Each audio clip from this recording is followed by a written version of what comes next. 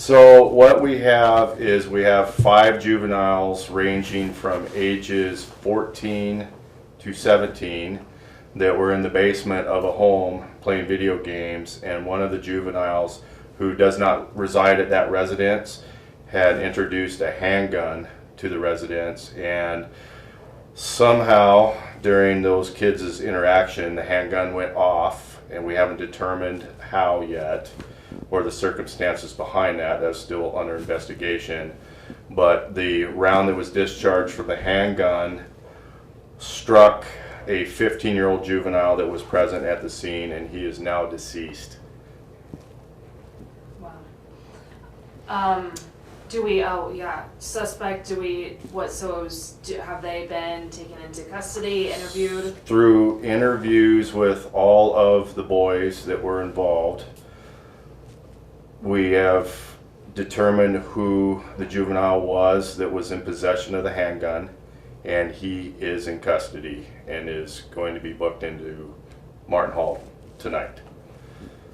And is he a minor? He is a minor. He is 16 years old. What kind of charges?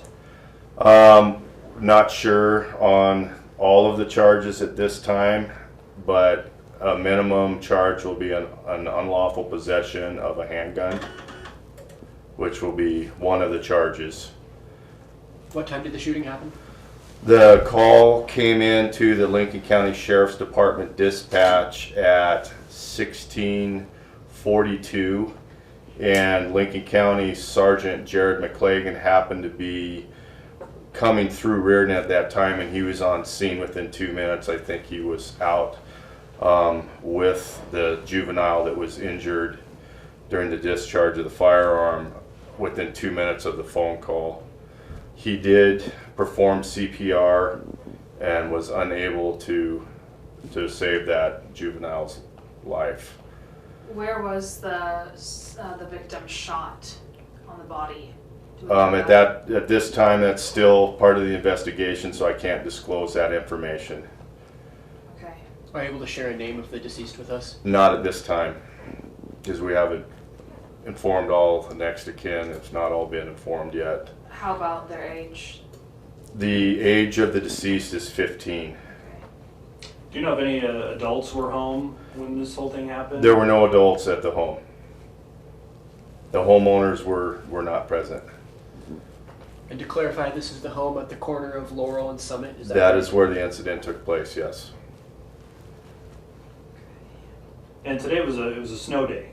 It was a snow day. There was no school today in Reardan. So that's probably why they were all together playing video games, just like teenage boys do. Yeah. And then something horrible, tragic like this happens. Yeah. I mean, what are your thoughts just on the tragedy? This is a small town, small school. I'm sure a lot of kids at the school know exactly who this is, and they're going to have to deal with that.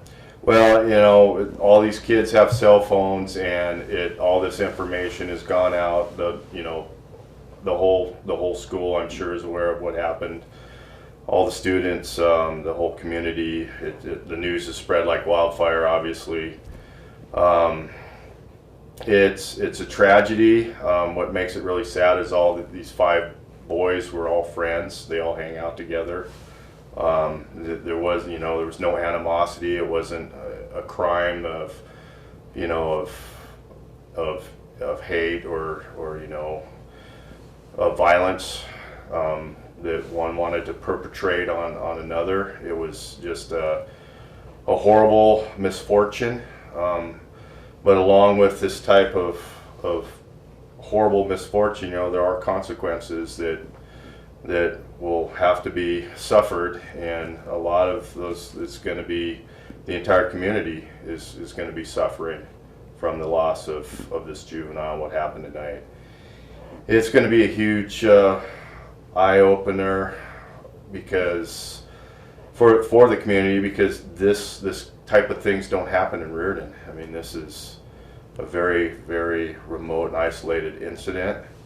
It's going to raise awareness, I hope, with parents that are in possession of firearms to keep those secure from kids. And I know that